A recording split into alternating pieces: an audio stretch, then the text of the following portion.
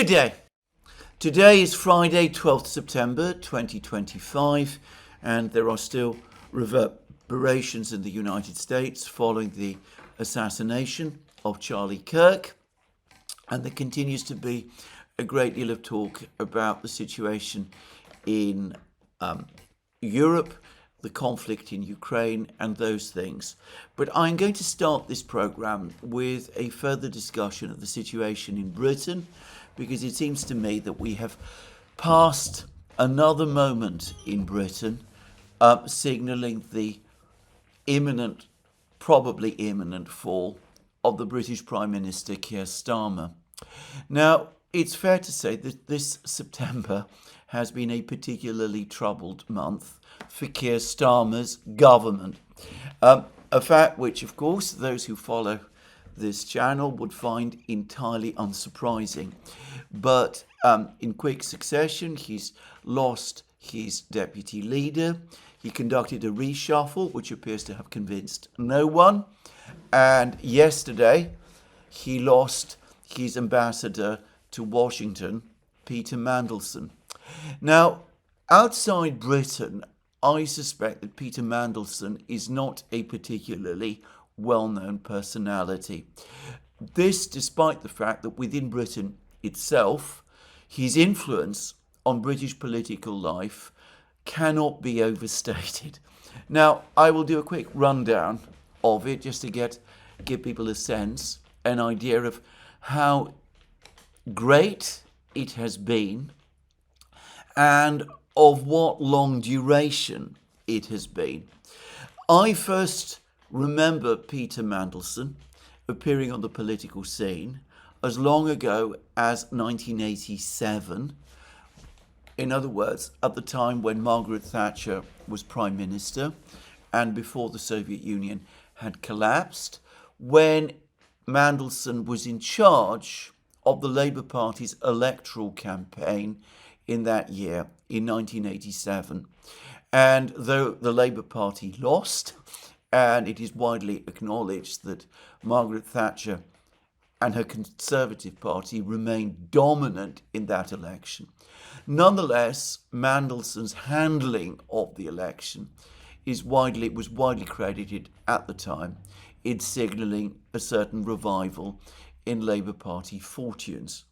Anyway, Mandelson then continued to remain influential in Labour Party affairs, and when Tony Blair was elected leader of the Labour Party and when he became Prime Minister, it became clear that he and Mandelson had developed a very close and strong relationship with each other, such that Mandelson apparently played an instrumental role in managing Blair's rise to power, both within the Labour Party and in national politics, and indeed in becoming Prime Minister. And Mandelson was rewarded for that by 2 cabinet appointments. He became a senior minister in Blair's government. Now, on both occasions, he lost his post as a result of a financial scandal, the details of which in both cases I'm not going to waste time discussing on this program. Nonetheless, despite the fact that he twice lost his job in government, his cabinet position, he continued to remain extremely influential and very close to Blair. Blair appointed him a European Union commissioner, and he was for a long time in Europe as a commissioner there. And eventually and ultimately, towards the end of the period of the new Labour government of 1997 to 2010, he returned to British politics, became in effect Deputy Prime Minister under Gordon Brown, wielded enormous power in Gordon Brown's government, was First Secretary of State, President of the Board of Trade, Business Secretary, and was in effect one of the most powerful people in the government at that time. And then, of course, Labour lost power after the 2010 election, but his influence continued.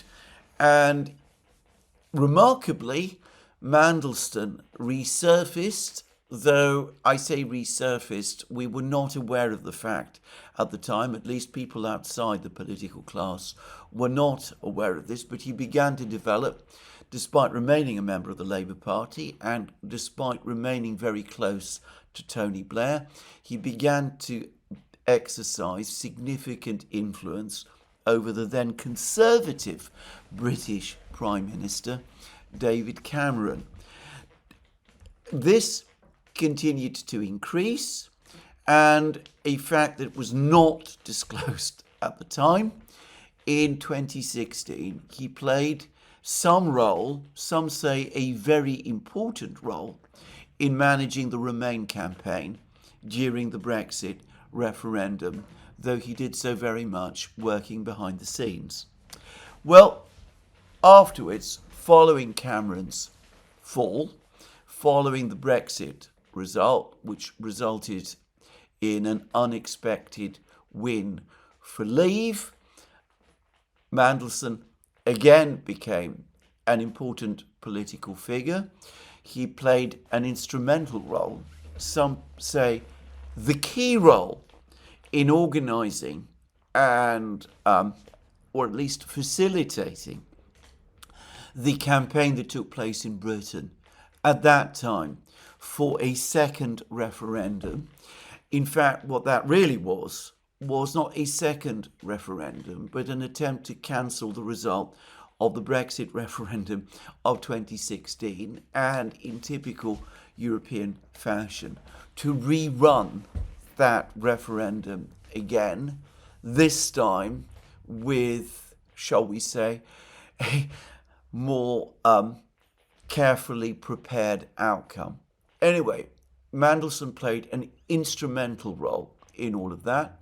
He played a decisive role in working to undermine the leadership of the Labour Party that had been obtained by Jeremy Corbyn, the left-wing politician Jeremy Corbyn. He was instrumental in securing the rise, first as Labour leader and then eventually as Prime Minister, of the current British Prime Minister, Keir Starmer.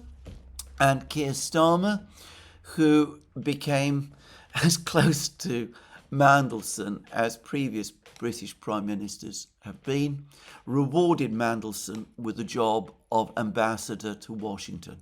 And Mandelson, from his position in Washington, exercised significant influence over Keir Starmer and his government and its policies, and also exercised significant influence in Washington itself, and worked to try to develop some kind of relationship with Donald Trump. Well, that perhaps gives a sense of the duration and length of Mandelson's influence in British politics. Now, here I will say straight away that I'm strongly biased. I've never liked Mandelson at any time in his political career. I've never understood what achievement, all of this positive achievement, all of this influence has resulted in.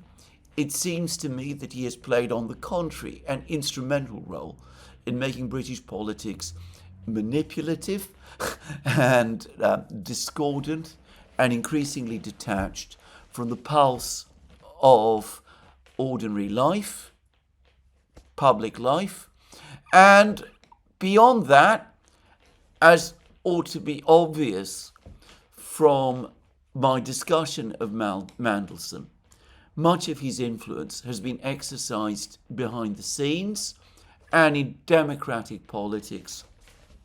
That has always seemed to me, to put it mildly, extremely unhealthy.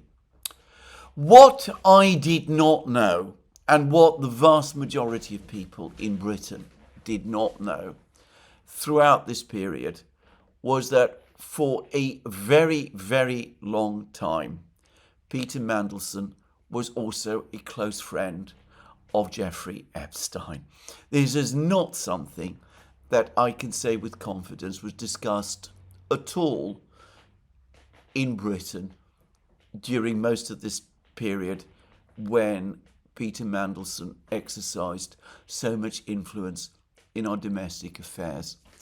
Now, I first learnt that Mandelson had a connection with Epstein a few months ago, 7 months ago, when he was appointed Britain's ambassador to the United States.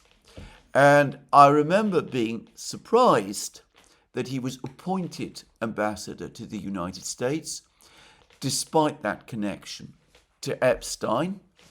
And I was further surprised to learn that he actually stayed with Epstein. He was Epstein's guest in Epstein's New York mansion, the biggest mansion in New York, after Epstein had received his conviction.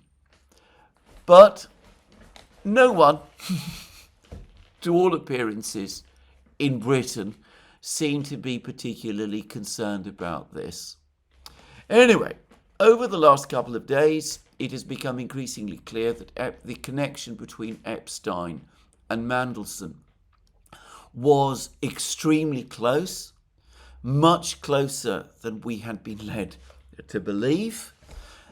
This became a topic of British politics, and despite the fact that Keir Starmer, our Prime Minister, moved heaven and earth to keep Peter Mandelson ambassador, yesterday he was obliged to sack him. I say sack him. Apparently there were some suggestions to Mandelson that he might want to consider resigning from the post of ambassador. He apparently refused to do so. He remained confident that he had Starmer's support, and he refused to accept Starmer's clear desire that he resign. And so yesterday, Starmer presented apparently with a whole cluster of emails that had been exchanged by Mandelson and Epstein. Starmer finally decided that there was no choice, that he had no option but not just to ask Mandelson to leave, but to simply sack Mandelson.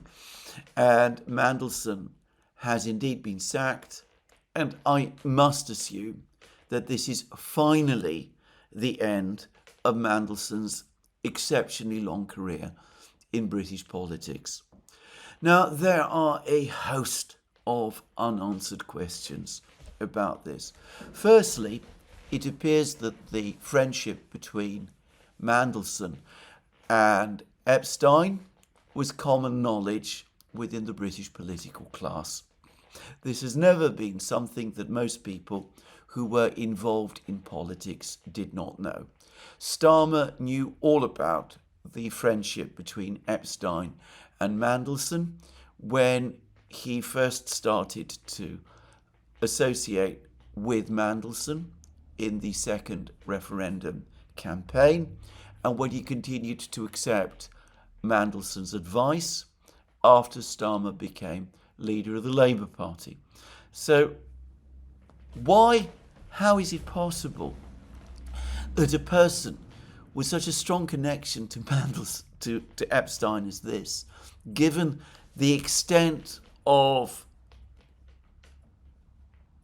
Epstein's notoriety, how is it possible that serious questions were not asked, apparently, of Mandelson about the extent of his connections with Epstein?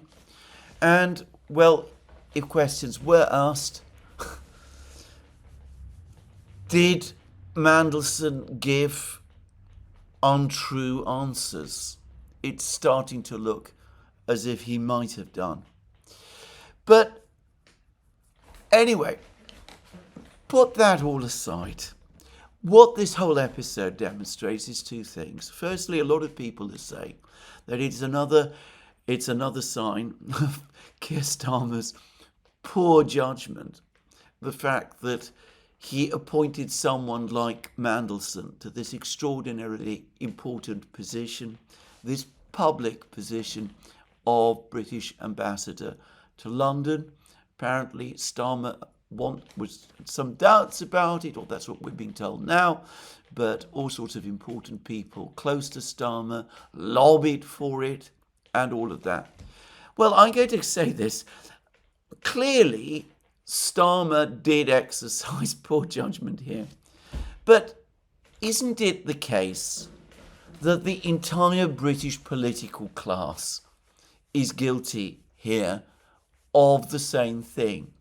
I'm reading all of these articles today in The Guardian, in The Times, in the Daily Telegraph, talking about what bad judgment Keir Starmer showed by appointing Peter Mandelson to this position. Well, I'm going to say it. 7 months ago, when Peter Mandelson was proposed for this position, many of the same media outlets that are now talking about Keir Starmer's bad judgment were expressing various levels of enthusiasm about it. They were talking about Mandelson's charm, his skills as a fixer. It was being said that the person who would smooth out the complicated and difficult relationship between the British government and Donald Trump. It bears remembering, by the way, at this point, that before the presidential election in the United States, Keir Starmer and the Labour Party had actually sent people to the United States to assist Kamala Harris's campaign to win the presidency against Donald Trump. So there was clear, urgent reason to repair bridges between the Starmer administration and the new Trump administration. And it was being universally said that Peter Mandelson was the man with the skill, the intelligence, the sophistication, the ability to make contacts, the man who could turn on the charm, who would do it. Nobody, I barely remember anybody come up with, in public, with questions about this. And as I said, the question of Mandelson's connection to Epstein, yes, it was brought up. As I said, that is when I learnt about it. But it tended very, very much, as I remember, to be downplayed. So it's not just Keir Starmer who showed bad judgment here, if bad judgment is what it actually was. The entire political class, or the key figures within it, apparently decided that, despite everything, Peter Mandelson, who is of course a consummate member of the political class, was the right person to hold this pivotal position of British ambassador to Washington, from which it needs to be said he continued to exercise enormous influence over the Starmer government in London. He was apparently travelling backwards and forwards all the time, and he was regularly on the phone, and he was giving what is called advice, sometimes to Keir Starmer himself. So anyway, that's the first thing I'm going to say. Secondly, the other thing I'm going to say is this. What we have, again, obvious questions about the extent, the extraordinary extent of Epstein's influence, his ability to make friends in all sorts of places and with all sorts of people. Suffice to say that next week, the President of the United States, Donald Trump, is coming to Britain. And over the course of that visit, if Mandelson had not stepped down, when President Trump would have met the king. He would have had in the room the king, whose brother had a notorious connection with Epstein, and the British ambassador, who also had a connection to Epstein. And of course, it bears saying that the President of the United States also has history with Epstein, also has had historic connections with Epstein, though I remain one of those people, perhaps a diminishing number of people, who continues to believe that that relationship, that connection with Epstein, was almost certainly an innocent one. So, who was this man who had all these friendships and all of these contacts in all of these places? There are so many unanswered questions here that I'm not going to list them, because doing so would not take the usual time that one of these videos takes, which many I know of you already think is too long. It would take much, much longer than that. But, of course, if we are talking about the immediate effect on British politics, it is impossible to see how this episode is not going to do further significant damage to the Prime Minister, to Keir Starmer himself. Not only is he entirely focused, as far as I can see, on Ukraine, not only does he concern himself mostly with Ukraine matters. When people talk about Keir Starmer's interest in foreign policy and primary focus on foreign policy, that is actual code for Ukraine, because it is Ukraine and the issues connected to it that seem to take up most of his time. Not only do we have all of that, but he's clearly losing his grip on the government itself. He's just lost his deputy leader, Angela Rayner. I discussed this some days ago. He's also now lost Peter Mandelson in the circumstances which I have described. He's looking increasingly controlled by the Blairite faction of his own party, as opposed to being the current leader of that faction. There are more whispers and words that before long it will be necessary to replace him. We've had more economic news, which shows that the British economy was at best flat in July, and in my opinion, almost certainly was experiencing a contraction that month. Debt levels are rising. The government seems to have no plan as to how to balance or right the economy.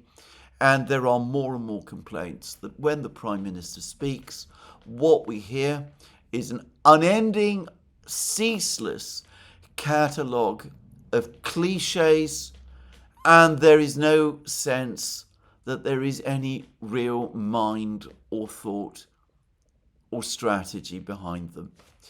This simply cannot go on. My own view is that if this continues in this way, if the budget turns out to be a failure, and I can't see how it can be anything other, then around the end of the year, criticism within the Labour Party itself will grow. Some are saying that this Prime Minister will cling on until May, when there are expected to be local elections. I think that if the Labour Party keeps him in post as long as that, the damage they're going to suffer is going to be much, much greater. But anyway, put that aside. I cannot see how this Prime Minister, who is a Prime Minister in name only, can continue like this for very much longer. Starmer was never the right man for the post. He is being presented in relation to the Mandelson affair as a complete innocent, somebody who was taken in entirely by all of the nice words and clever things that Mandelson said and that Mandelson's supporters within the Labour Party were saying about him. Bear in mind, as I mentioned in my programme yesterday, this innocent and naive man was for many years Britain's chief criminal prosecutor in charge of the entire British criminal prosecution system.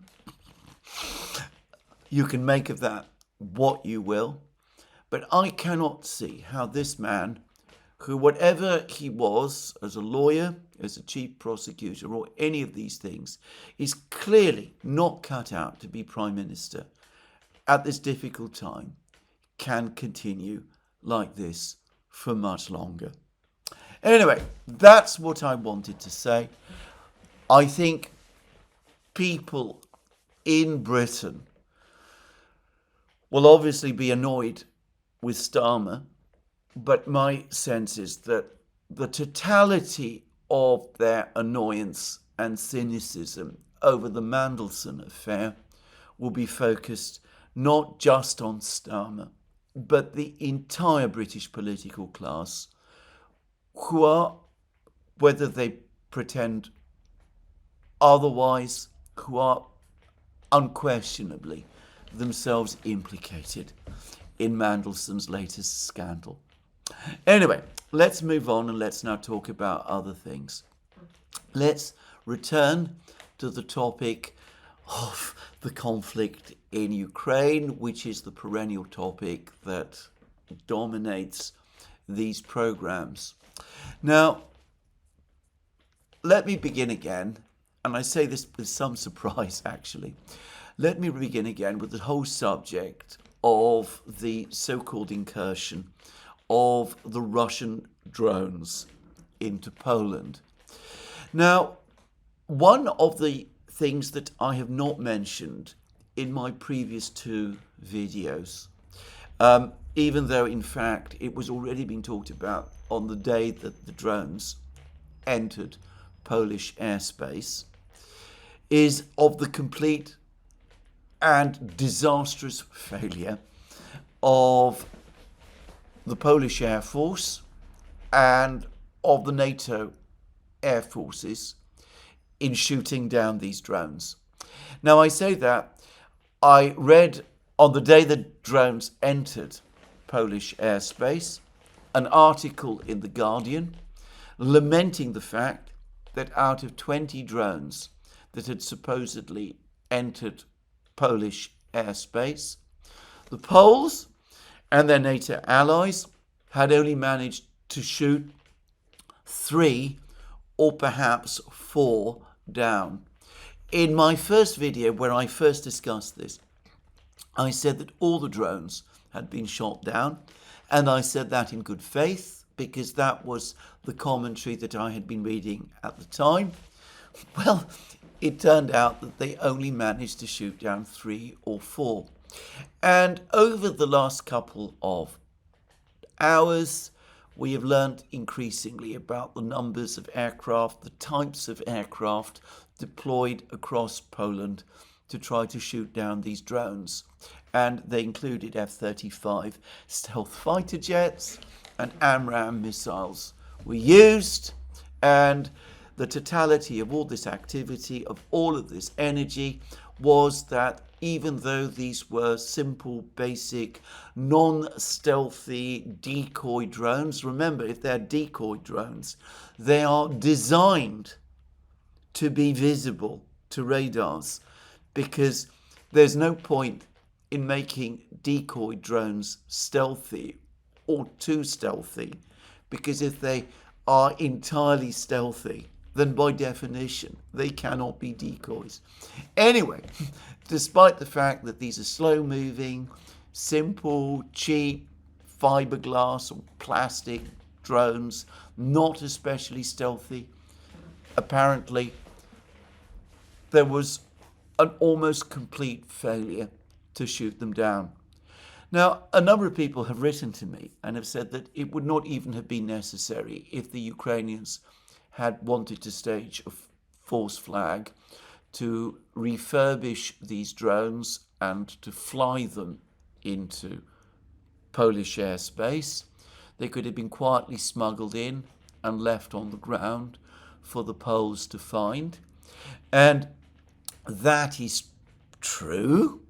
But in all honesty, here, I don't think that that is what happened. The Belarusian authorities say, and there is no doubt about this, that they alerted the Poles to the fact that drones, Ukrainian and Russian, appeared to be heading towards Polish airspace because they'd been thrown off their course as a result of electronic jamming. The Belarusians, I am sure, would have done that with Russian agreement and knowledge. That already argues against any claim that this was a planned incursion by the Russians into Polish airspace. But my point here is that that appears to confirm that some, at least, of these drones were definitely in the air. And what I think clinches it is this admission that NATO, Poland, proved completely disastrously, abjectly unsuccessful in shooting these drones down. There is a article about this, a long article about this in Unheard, the centre-left British magazine. The title of the article, How Putin is Conquering Poland. A preposterous headline, by the way. A truly and genuinely absurd one. But anyway, if you go into the article itself, here's what it says. Poland's success rate in shooting down its own Russian interloper drones was shockingly low compared to Ukraine's. For a country that has cultivated as a reputation as Europe's most promising military power, this is not only disappointing, but geopolitically dangerous. The key words here, shockingly low compared to Ukraine's. So, the Poles were mostly unsuccessful shooting down Russian drones, these very simple, basic decoy drones. The article doesn't mention that other NATO powers also apparently deployed aircraft, fighter jets, F-35s. Apparently the Netherlands did, to try to help to shoot down these drones, and they don't seem to have been very successful either. But notice the words, shockingly low compared to Ukraine's. Well, to me, that immediately begs an important question, because the only grounds we have for thinking that the Ukrainians are more successful in shooting down drones and indeed missiles than the Poles were is that the Ukrainians claim that. It is the Ukrainians who are telling us that they are extremely successful in shooting down Russian drones. It is they who say that they managed to shoot down 90% of the Duran and other drones that the Russians launch against them, sometimes much more than 90%. There's never, to my knowledge, been any independent confirmation of this. What happens is that the media in the West simply reproduces the claims that the Ukrainians make about this and assume that because the Ukrainians say it, it must be true. Is it, however, actually true? Is it really the case that the Ukrainians are able to shoot down 90% plus, sometimes 99% of Russian drones that enter their airspace, whilst the Poles can only shoot down 20% of those drones. Could it be that the Ukrainians are massively overstating their success in shooting down Russian drones? Now, I accept that we have other comparators. The Iranians have launched drones at Israel, and though some of these drones, some of these Duran type drones, Shahid drones, original Shahid drones, have indeed managed to get through. They've done so in relatively small numbers. The great majority of them do appear to have been shot down. But then bear in mind that in order for those drones, those Duran drones, to reach Israel, they have to pass across an enormous amount of airspace controlled by the Western powers with powerful radars, aircraft, fighter jets, all of those kind of things. So there are several hours apparently for these propeller-driven drones moving gently along before they reach Israel. And perhaps it is not surprising that in those hours, most of them do get shot down, though the cost of doing so is apparently inordinate. It involves using expensive fighter jets, expensive missiles, both air-launched and ground-launched. In the case of Ukraine, it isn't like that at all. Ukraine borders Russia. The Russians, obviously, are in physical possession of significant territory within pre-2014 Ukraine.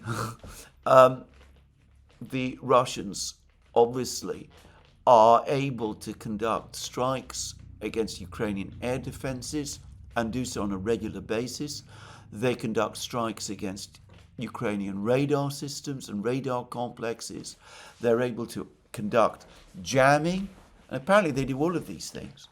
So it seems to me that one can't really make a comparison between what has happened in the Middle East and what happens over the sky in Ukraine.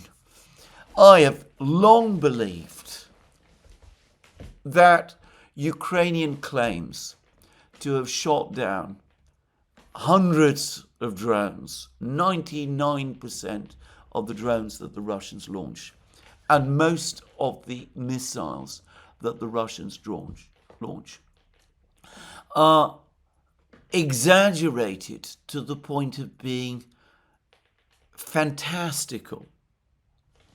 Here we have, perhaps not exactly proof of this, but at any rate, significant evidence. The Poles, after all, received warnings from the Belarusians, and I suspect ultimately from the Russians, that these drones were indeed going to cross into their airspace. So it's not as if they weren't warned about it.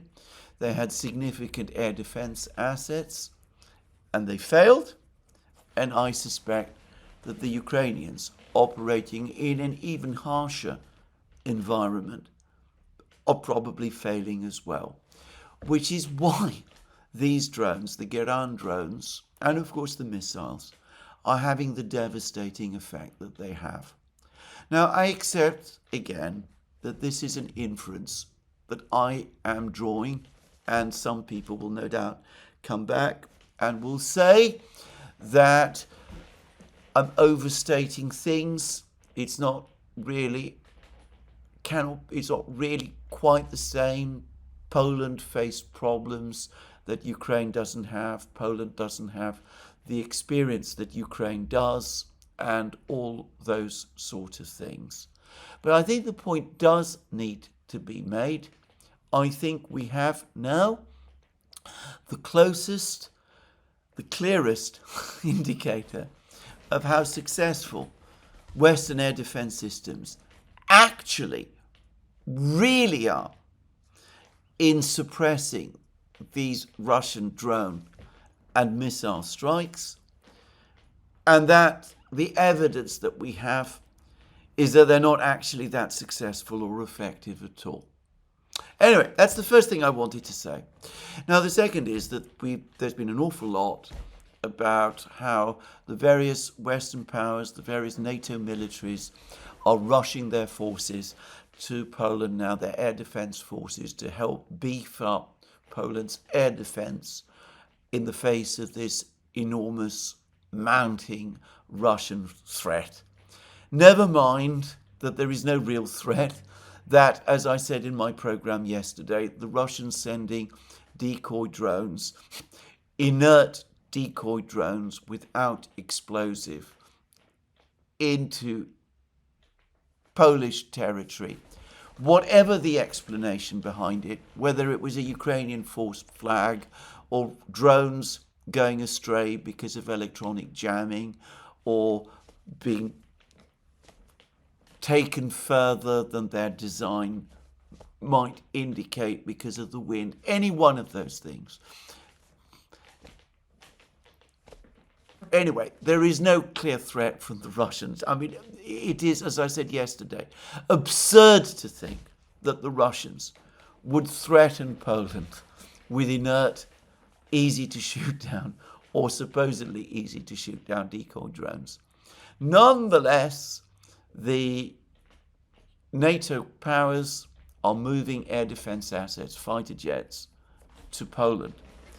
And what they're doing, in my opinion, again, is they're highlighting the enormous weakness of their air forces. I have been hearing repeatedly about NATO's enormous superiority over the Russians in air assets, aerial assets, and I accept that if you add the US Air Force to the equation, that is probably true, but the deployments by other NATO powers to Poland don't look that impressive so far. I noticed that France, Emmanuel Macron, the man who wants to send French troops into Ukraine itself, the number of Rafale fighter jets that he's sending to protect Poland, to defend NATO's eastern flank, the number of those, numbers 2. Just 2. 2. They are supposed to be the great deterrent that is going to have the Russians quaking in their boots. Fortunately, as I said, the Russians have no reason or plan to attack Poland. But if they did, the scale of these deployments simply emphasizes the reality of Western weakness, not Western strength. Now, going beyond that, there's been a huge amount of debate and discussion and commentary about the fact that the Russians are currently conducting a major exercise in Belarus. I don't know the size and number of the troops involved. It is the Zapad 2025 exercise. Zapad exercises, Zapad means west, by the Russian military are regular occurrences. They usually take place every 4 years. By far the biggest, and one I remember very well being discussed with all kinds of comments and concerns and fears, was Zapad 81.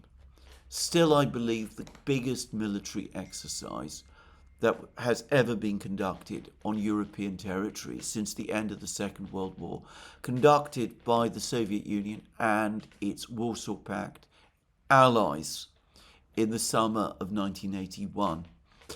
I don't myself think that there is anything of any particular significance about Zapad 25 that is taking place in Belarus.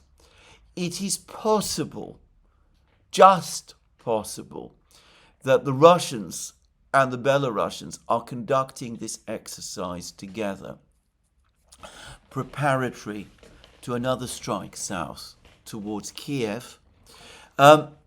I ought to say that in 1968, the Soviets conducted a number of major military exercises preparatory to their invasion in August 1968 of Czechoslovakia, where they took action to suppress the Prague Spring.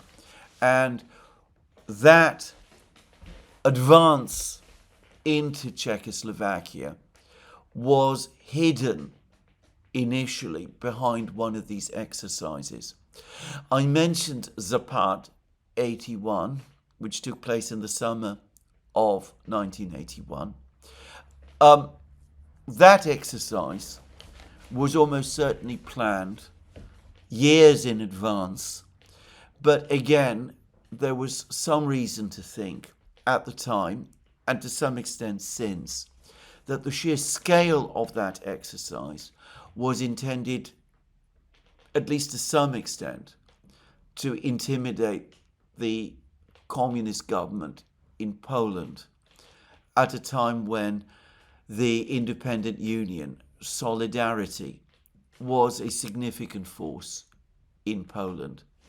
And of course, in 2022, the Russians and the Belarusians conducted a series of exercises in Belarus, and those exercises, as it subsequently turned out, were indeed preparatory to the Russian advance on Kiev, which took place in February of that year.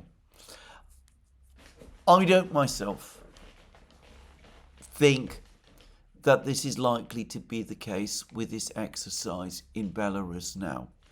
For one thing, President Lukashenko of Belarus has just had a friendly meeting with an American delegation. I will come to that shortly. And the Americans are now easing some of their sanctions on Belarus. I will discuss that shortly as well. And I can't imagine that Lukashenko imagines or intends that the Russians are going to conduct an advance on Kiev from Belarusian territory at the very same moment when he's talking to the Americans in this friendly way. But anyway, some people are linking this exercise, Zapad 25, with these drone incursions for obvious reasons. I think this is clearly wrong. And there is talk that 40,000 Polish troops are being assembled to prepare in case there is advance into Poland by this Russian force, presumably in Belarus.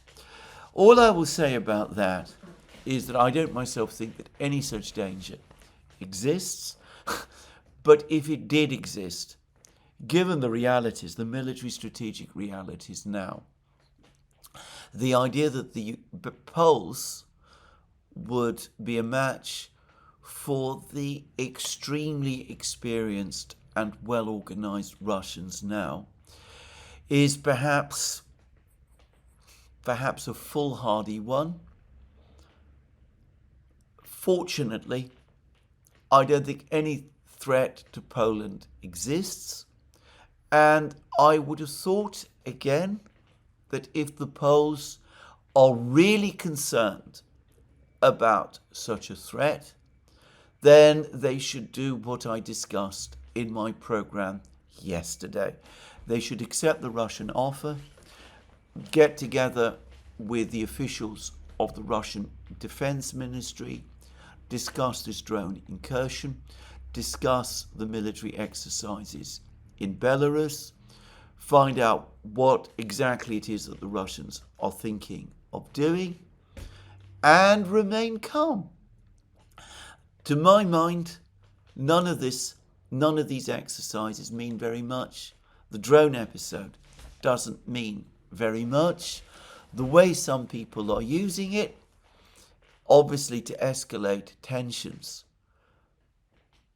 is extremely reckless and unwise, all the more so as the drone incursion has exposed the weakness of NATO's air defences. Anyway, let's move on to other things and let's talk about that American trip to Belarus, because this is apparently quite a high-level meeting, and the Americans came bearing a friendly letter from President Trump to President Lukashenko. Trump has referred to Lukashenko as the very respected president of Belarus, something which will make some European leaders choke, by the way. They can't stand Lukashenko. They regularly refer to him as the last dictator in Europe. The way has been smoothed by an amnesty that Lukashenko has conducted of some people who were held in prison in Belarus. I'm not going to pretend that I know very much about the details. But the key thing to say about this trip is that the Americans came and informed Lukashenko that the United States is going to relax some of its sanctions on Belarus.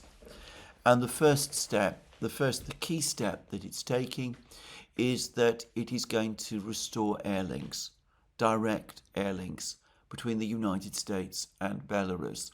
So once again, in theory, Belarusian civil aircraft can fly directly to the United States. Now, there's a number of things to say about this. The first is that, for the moment, it seems to me that this is just a theoretical lifting of the sanctions, because the European Union, as I understand it, continues to close its airspace to Belarus's national airline, given which the only way I can see for Belarusian passenger aircraft to reach the United States would be if they flew over Russian territory. The trouble is that, as far as I'm aware, the United States has closed its airspace to aircraft from Russia. Now, that may not extend to the airliners of third parties, so perhaps it does not extend to Belarusian airliners. It might not extend, for example, to airliners that travel to the United States across Russian territory from China. I presume there are such.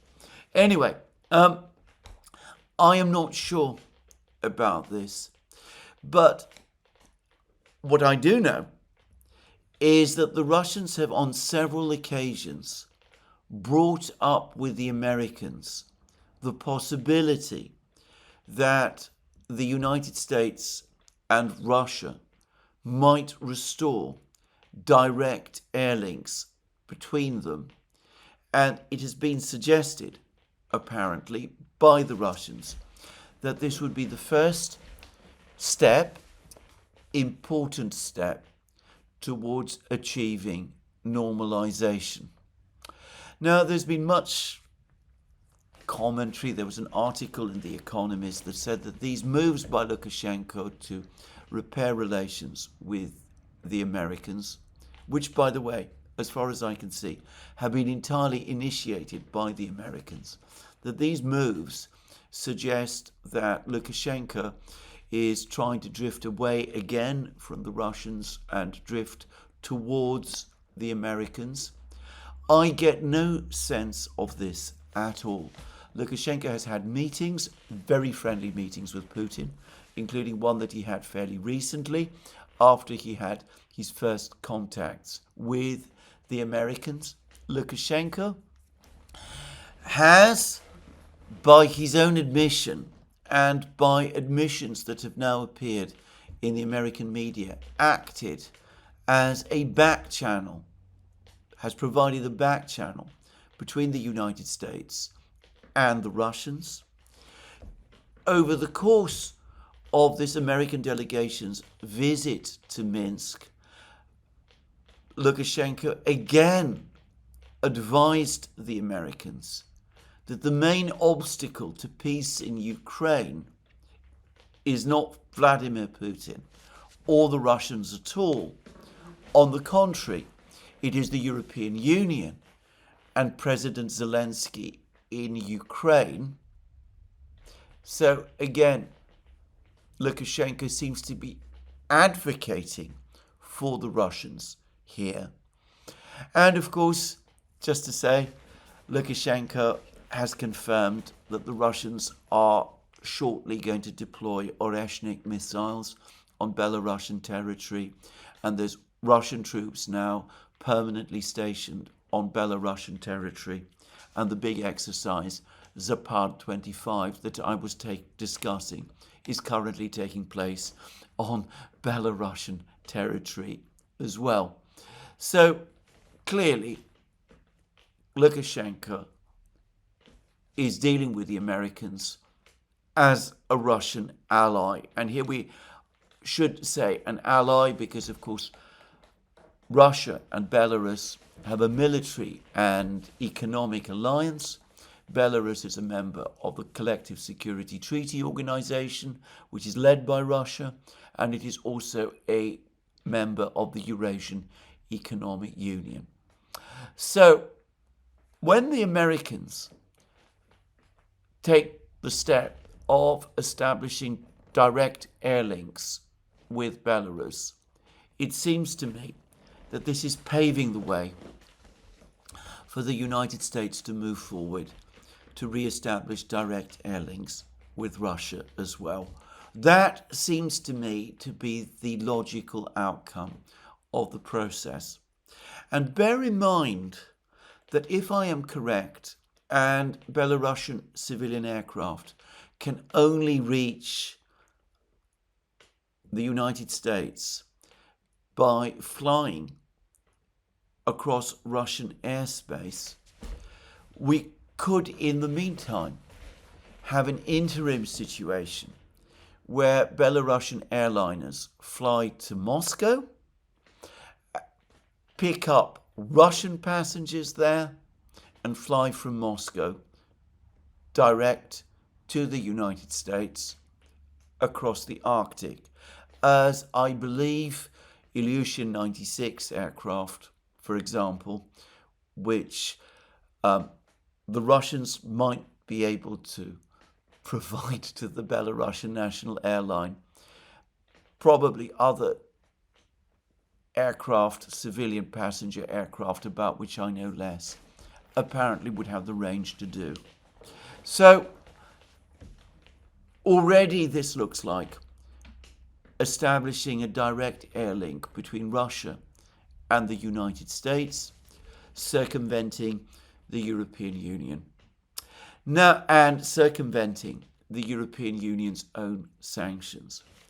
Now, it needs to be said that since he became president of the United States, Donald Trump has not actually, so far, imposed any major sanctions on Russia.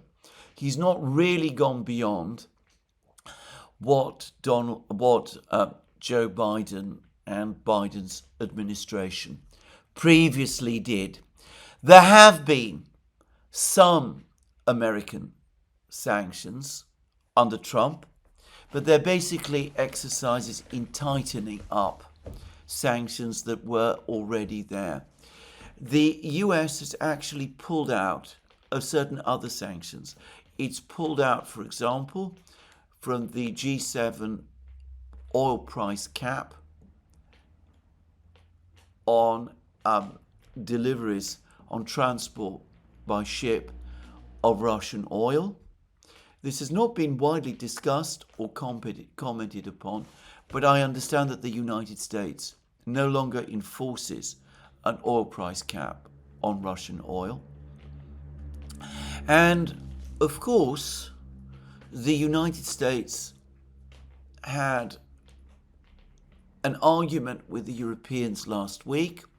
It's not received a great deal of attention, but the Europeans, as part of their 19 sanctions package, and the Ukrainians also as part of the sanctions packages that they're constantly lobbying and advocating for, asked the Americans to impose the kind of bone-crushing sanctions on Russia and its trade partners that the Ukrainians and the Europeans have advocated, and Lindsey Graham and Richard Blumenthal have threatened to legislate for, and which Donald Trump himself has threatened.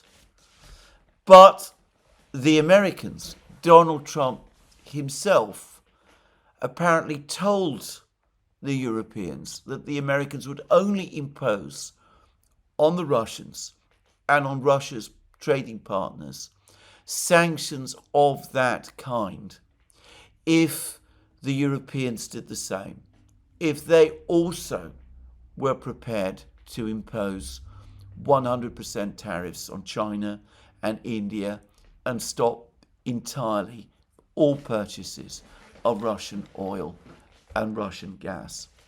And as the Wall Street Journal has said, and as I discussed in my program yesterday, the Europeans have said no. It would be devastating for the European economy, especially in its current condition, to do something like that. And anyway, they have held back from doing it. So it looks as if the Americans are not going to impose anything like the kind of bone-crushing sanctions. Donald Trump, as I've already said, now has the perfect answer to Lindsey Graham's demands for these kind of sanctions. What is the point of us imposing sanctions like that on the Chinese and on the Indians if the Europeans are not prepared to impose sanctions like that on the Chinese and the Indians? And I think that is an argument that Lindsey Graham, even a hardliner like Lindsey Graham, is not really in a position to push back against. So, just as I said yesterday, the Russians now feel that the way is open for them to focus on military operations in Ukraine, to concentrate on achieving military objectives in Ukraine. Because as a result of their diplomacy, they can be now sure, after the latest agreements that they made with China, the Paris-Siberia 2 pipeline, the decisions to resume cooperation between China and Russia in aerospace developments. The new helicopter project is back. The new wide-bodied aircraft is back. The Russians, by the way, just to say, are very close to completing development, as it turns out, of a whole succession of big aircraft engines which they are keen to sell to China. China, by the way, has its own aircraft engine developments. They are both working also, it seems, on all kinds of other things like chip development. This is an important topic which I will touch on in a future video. All of those things. Just as the Russians feel that the pressure from their allies is off and that they are insulated, therefore, against sanctions. The Russians have now provided us with a brief, very brief readout of the emergency BRICS summit meeting, which took place on Monday. And it does seem as if that BRICS meeting really was focused on addressing the problems of sanctions and tariff pressure. More interesting than the Russian readout, which was not very informative other than telling us basically that, was the photographic study that the Russians published of the meeting. And it showed that it was indeed a virtual meeting and that Putin participated and Lula participated and other leaders participated. And one of those leaders who participated was Xi Jinping. There's a photograph in which we see Xi Jinping speaking over the course of this BRICS summit meeting. And of course, in any BRICS strategy to counter American sanctions and tariffs, China inevitably is going to play a central role. And as I said, there was Xi Jinping, and there also was Russia. Anyway, the Russians, because of all of that, are confident that their rear, their economic rear, if you like, is secure. Peskov, Putin's spokesman, has issued a very confident commentary about the state of the Russian economy overall. And he said that macroeconomic conditions in Russia are stable. And he is right. Interest rates are coming down. The ruble finally is softening, as by the way it needs to do. The budget deficit is now below 2% of GDP and is continuing to shrink. And there are the first signs that economic activity overall is rebounding after the effects of the high interest rates, from the effects of the high interest rates as the interest rates fall. So one gets the sense that the Russians are confident and they feel that they can move forward now with the military operations.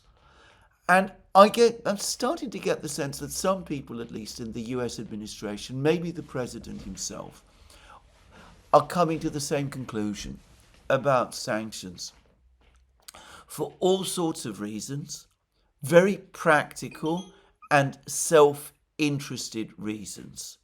The president himself and key figures in his administration want some kind of normalization of relations with Russia.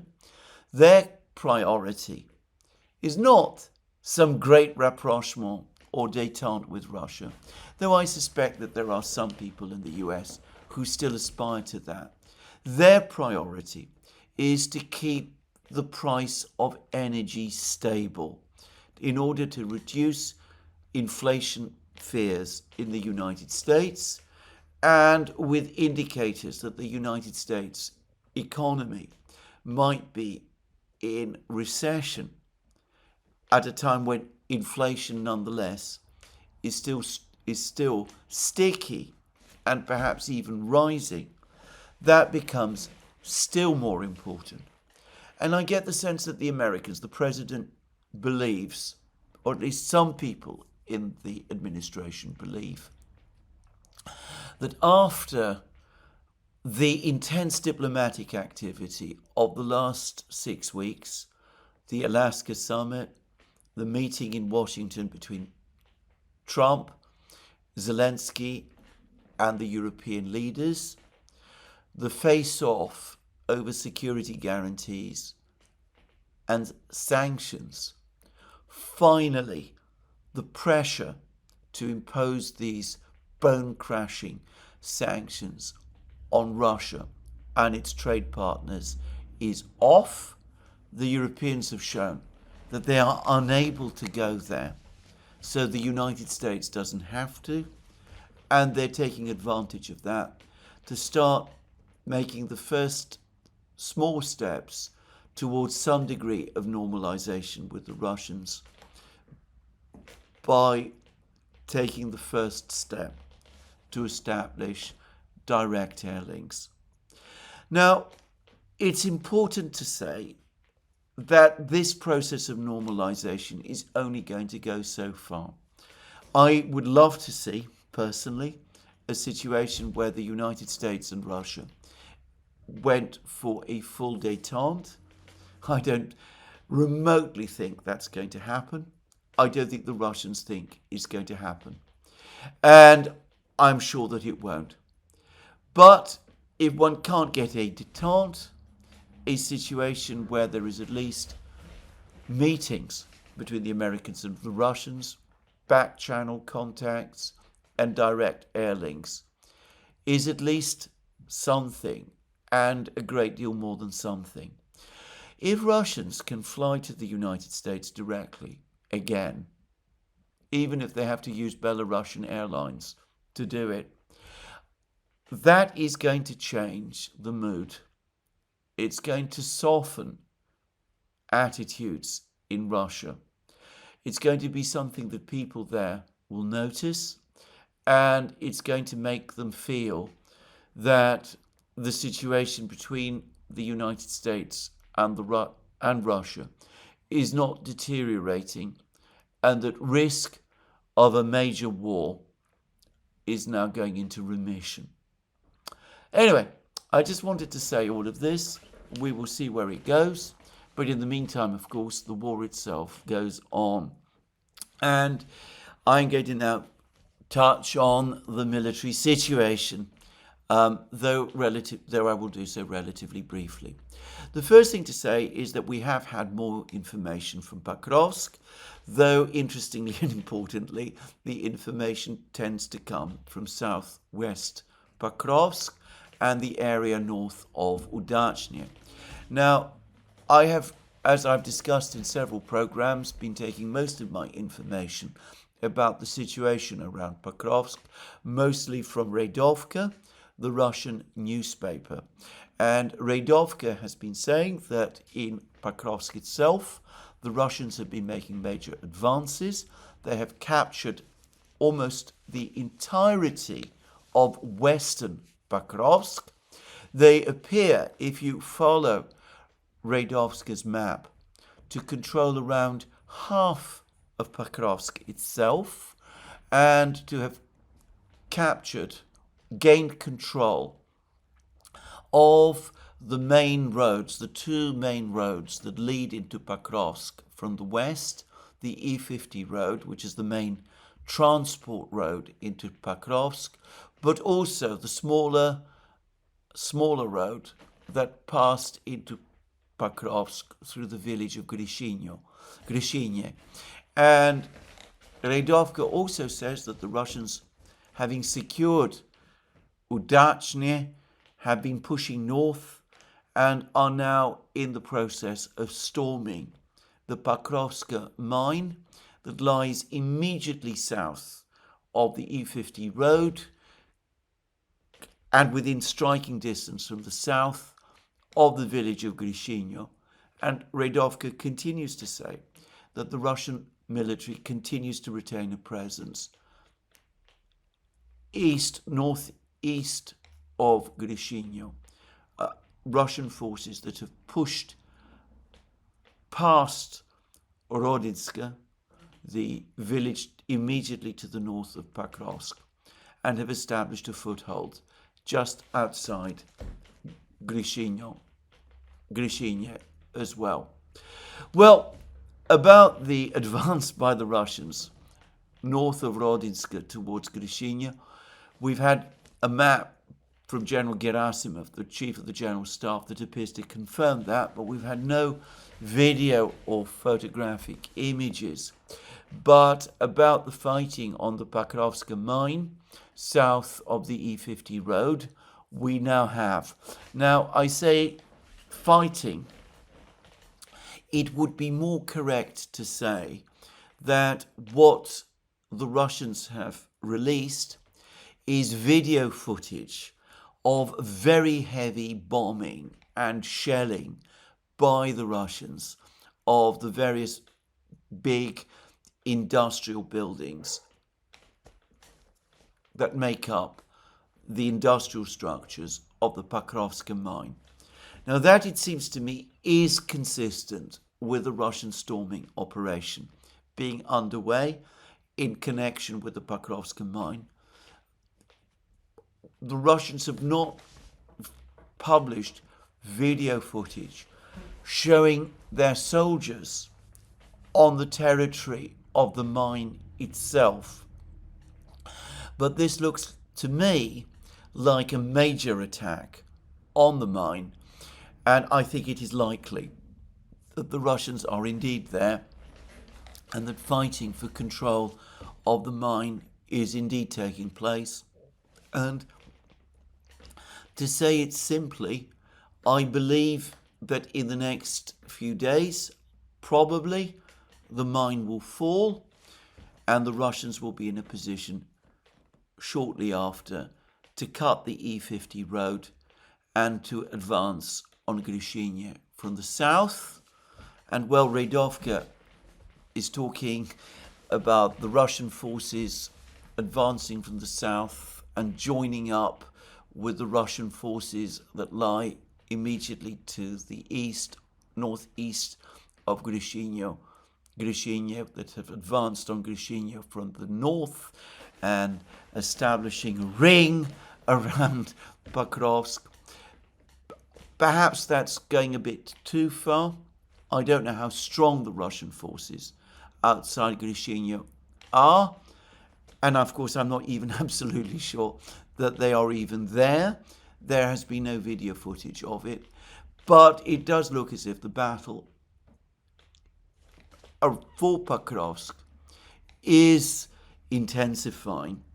And on balance, I believe Radovska's claims that the Russians are indeed in control of around half, the western half of Pokrovsk, and that they will soon be in control of more of it as their grip on the town tightens. Now, in the meantime,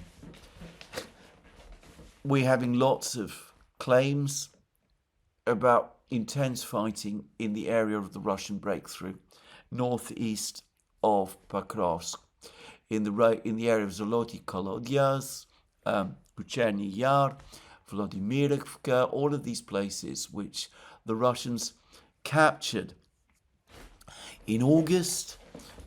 Syrskyi and Zelensky have concentrated many of Ukraine's best brigades in this area, and it would seem that the major priority for the Ukrainians at the moment is to try to roll the Russians back in this area.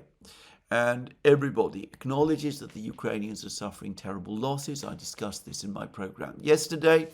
Their forces are out in the open and are easy targets for the Russian drones. The Rubicon drone group is very active, apparently, here.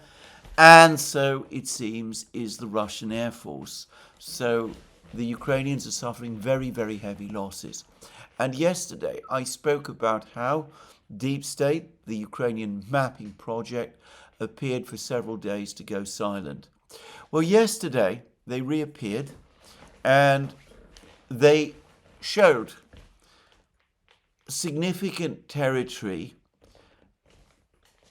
in this area in northeast Pokrovsk, not exactly under Ukrainian control, but in the grey zone.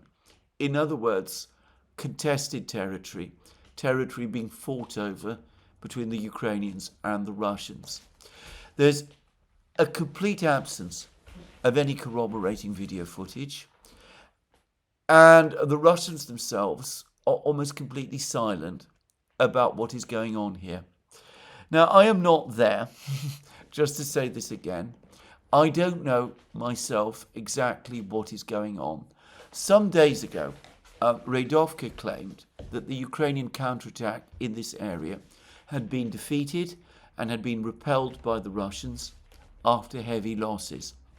But we have these continued claims from the Ukrainians that the counterattack, on the contrary, is still underway. My best guess is that there is enormously heavy fighting going on here, and that the Russians are taking advantage of this fighting to grind the Ukrainians down. But there is also another aspect, I suspect, to this battle, which is that the Russians are using this area, northeast of Pokrovsk, to attract and pin Ukrainian forces, big Ukrainian brigades, so that they do not instead go to the real area of the actual big Russian breakthrough, which is within Pokrovsk itself.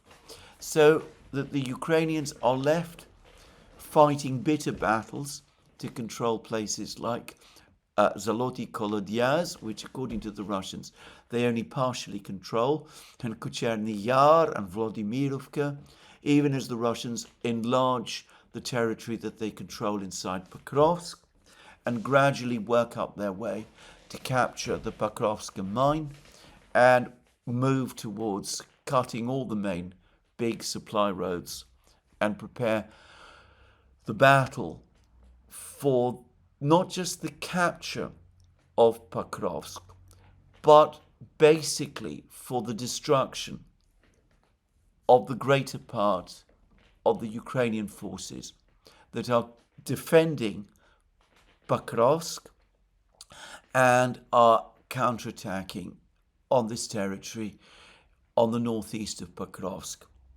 This is how I explain, the best explanation I can give to the state of the current fighting here. It is not correct, as some are saying, that the Ukrainians hold the initiative. They may be attacking, but the strategic initiative, if you prefer, remains decisively with the Russians. Now that's Pokrovsk, and as I said, it's a complicated battle, and to repeat again, I am not there, but that the Russians control Udachny and that they are shelling and bombing the Pokrovsk mine. Of that, there is no doubt. We have video footage to confirm it. Now, lots is taking place in all sorts of other places. The remorseless Russian advance towards Zaporozhye, the city of Zaporozhye, and the Dnieper River from the east continues. And it looks now as if the Russians are preparing for an attack on a village called Novo Nikolaevka, which is located very much in this area. And all of this appears to be happening as the Russians also prepare for an attack on the village of Veliko Mikhailovka as well. Now, all of these places, I should say, are on my map of Zaporozhye city, the area around Zaporozhye city. And, well, there are also reports that the Russians are now moving closer and are working their way towards the road that passes from the town of Pokrovsk, not to be confused with Pokrovsk, by the way. The town of Pokrovsk, the supply road from Pokrovsk to Gulya Polye, and that south of Zaporozhye itself, they've made significant progress in their assault on the fortified town of Stepnogorsk. So this is an interesting battle, and it does seem to me that events are starting to suggest a likely battle at some point, maybe in the autumn, the late autumn, early winter, which could bring the Russians close to Zaporozhye city itself. Now, if that happens, it will be a crisis moment in the war. It would be a moment as critical for Ukraine as the fall of Donbass itself would be. Now, there is other information from other places as well. The other big news, or important news, continues to be in the northeast. Radovka says that the Ukrainians have now pulled back to a road very much in the south of Kupiansk. It seems to me now that the Russians control around 70% of Kupiansk, and that the fighting in Siversk appears to be intensifying. The Russians are now bombing Siversk, again in ways that is consistent with an assault being underway in Siversk itself, that they're bombing Siversk. And it does look like a storming operation is indeed underway there. In addition, the Russians themselves have released video footage which shows Russian strikes taking place in a kind of farm complex immediately north of the village of Yampol, west of Siversk. That suggests that claims made a couple of days ago that the Russians have reached Yampol might be exaggerated, but it does look as if the Russians are indeed very close to Yampol. Again, it looks to me that not only is Siversk likely to fall fairly soon, but that the Ukrainians should now be thinking of retreating from there.